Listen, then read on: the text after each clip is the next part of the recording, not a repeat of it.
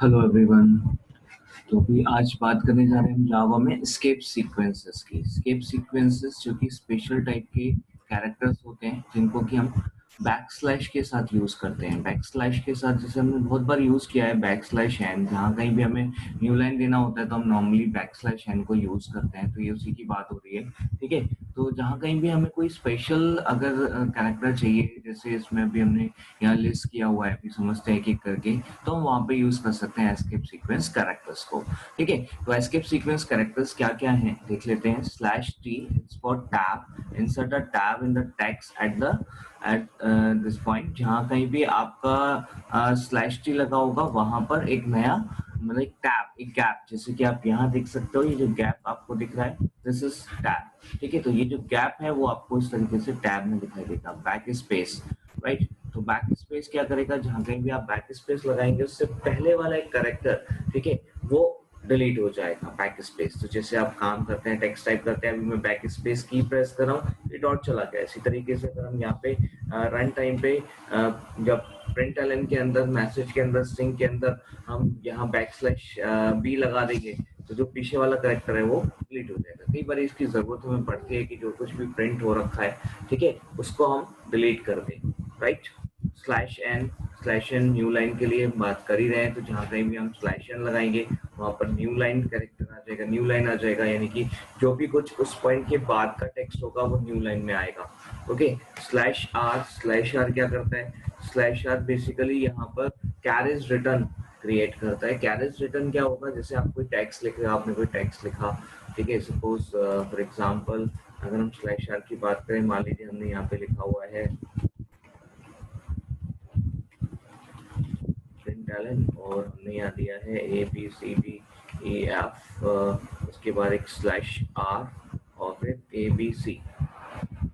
Okay. अब जब हम इसका आउटपुट देखेंगे तो what could be the output.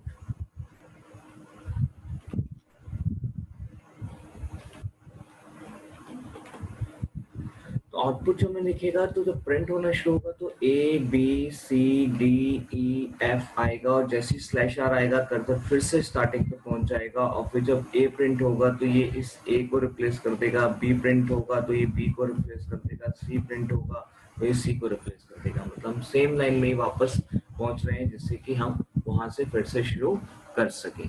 Like this आप यहाँ पे कैरेज रिटर्न को यूज कर सकते हैं।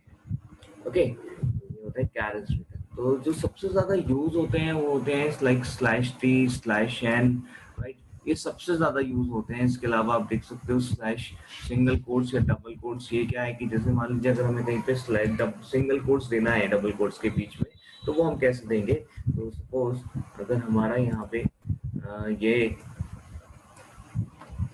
स्लैश कोट्स हमने दे दिया, तो जो आउटपुट आएगा वो किस तरीके से रहेगा, single quotes ABC, like this, ठीक है। ऐसे ही अगर हमें कहीं कोई टेक्स्ट, जैसे मान लीजिए हम चाहते हैं सी को जो है वो हाईलाइट किया जाए, तो हम उसको डबल कोट्स में लिखना चाहेंगे, बट अगर हम ऐसा लिखेंगे तो एरर आ जाएगी। तो हमें यहाँ पे ऐसा नहीं करना, क्योंकि एरर क्यों आ जाएगी, क्योंकि यहाँ पे क्या होगा, ए और बी, ये एक स्ट्रिंग कंप्लीट हो जाएगा, उधर यहाँ पे डी से स्ट्रिंग शुरू हो जाएगा, बट जो सी है वो किसी स्ट्रिंग का पार्ट नहीं रहा, स्ट्रिंग के बाहर आ गया ना ए बी वाली स्ट्रिंग का ना डी एफ वाली स्ट्रिंग का, तो ये किसी का पार्ट नहीं हुआ और अलग से आ गया और उसको कॉन्केटेनेट भी नहीं किया। तो सिंगल यहाँ पे इसको ये कोई वेरिएबल नेम मान के चलेगा, या फिर कोई और प्रोग्रामिंग एलिमेंट जो कि एग्जिस्ट नहीं करता, इसलिए एरर आएगी। तो ये हम नहीं कर सकते ऐसा। उसके लिए क्या करना पड़ेगा, यहाँ पे स्लैश लगाना पड़ेगा, जिससे कि जो हमारा एक्चुअली डबल कोट्स का स्पेशल मीनिंग है कि स्ट्रिंग को स्टार्ट करेगा, स्ट्रिंग को एंड करेगा, वो स्पेशल मीनिंग यहाँ पर हाइड हो जाएगा और ये सिंपली डबल कोट्स की तरह काम करेगा। जो आउटपुट आएगा वो फिर इस तरीके से आएगा, लाइक दिस, ठीक है। तो इस तरीके से आप यहाँ पे एस्केप सीक्वेंस कैरेक्टर्स को यूज कर सकते हो, ठीक है। Let's see with an example कैसे करेंगे ये सारी चीजों को।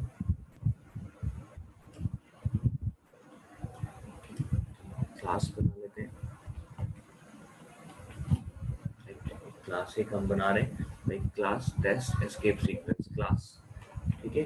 तरीका फिर से देख लीजिए, वही डालो, आपको ब्रैकेट्स ओपन क्लोज रखने हैं, उसके बाद टैब, फिर यहाँ पे पब्लिक ब्रैकेट वॉइड में स्ट्रिंग आर्ग्यूमेंट्स,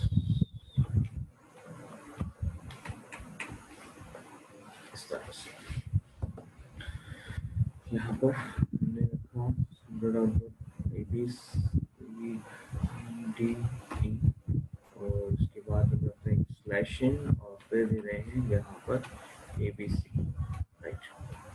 इस तरीके से काम करेगा।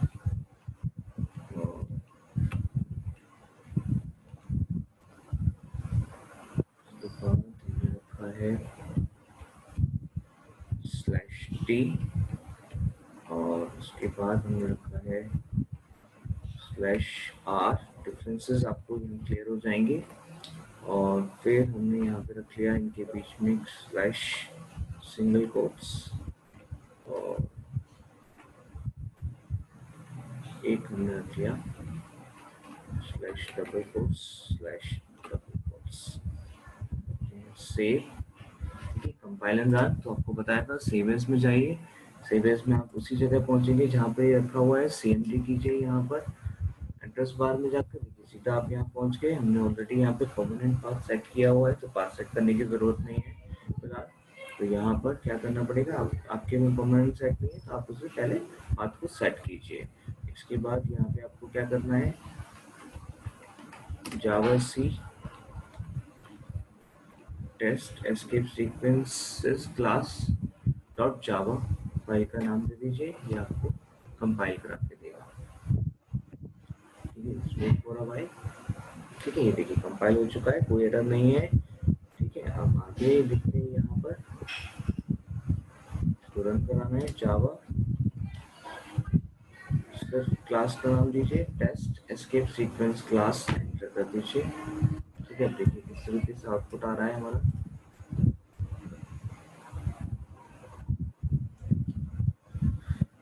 देखिए सबसे पहले हमने क्या दिया हुआ है यहाँ पे system.out.println abcde/n abc।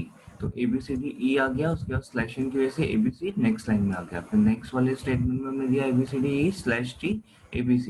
तो ये abcde स्लैश टी की वजह से गैप आ रहा है और फिर ये abc आ गया। ठीक है, फिर हमने दिया है abcde/r। तो abcde/r हम वापस फर्स्ट पे पहुंच गए और फिर abc। तो ये abc ये डिस्प्ले हो गया। राइट, इसके बाद आप देख सकते हैं यहाँ पर हमने दिया हुआ है ABCD और स्लैश सिंगल कोट। तो ये सिंगल कोट्स यहाँ पे लगा हुआ आ गया और फिर हमने ABC के दोनों तरफ स्मॉल वाले के डबल कोट्स दिया हुआ है, स्लैश डबल कोट्स। ठीक है, यहाँ पे और ट्राई कर लेते हैं। स्लैश B क्या करेगा। ठीक है, स्लैश B के लिए हम क्या कर रहे हैं,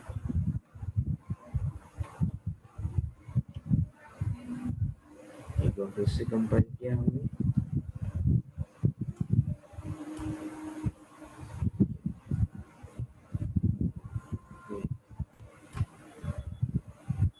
फिर से रन करने के लिए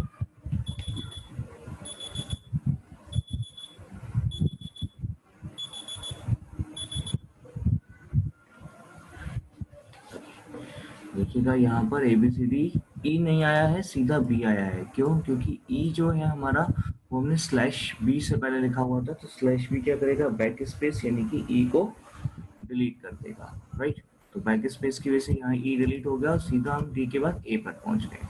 इस तरीके से आप यहाँ पे एस्केप सीक्वेंस कैरेक्टर्स को यूज कर सकते हैं। ये बहुत ज़्यादा मतलब हेल्पफुल रहता है एस्केप सीक्वेंस कैरेक्टर्स को अगर आप यूज़ करते हैं जहाँ कहीं भी आपके पास में, अगर आप यूज़ कर रहे हैं जावा में, जहाँ पर भी स्पेशल इस टाइप से अगर कोई आपको कुछ स्पेस टैब न्यू लाइन या फिर कोई सिंगल कोट्स डबल कोट्स या बैक स्पेस कुछ भी इस टाइप से अगर आपको रन टाइम पे आपके आउटपुट के साथ लगाना है तो आप यहाँ पे इसको यूज कर सकते हो। राइट, ये एस्केप सीक्वेंस कैरेक्टर्स।